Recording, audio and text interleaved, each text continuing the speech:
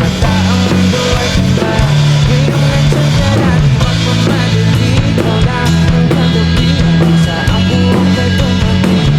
Di na naghahanap ng sangarong sagot sa mga tanong dahil ikaw ang natiyakal ko.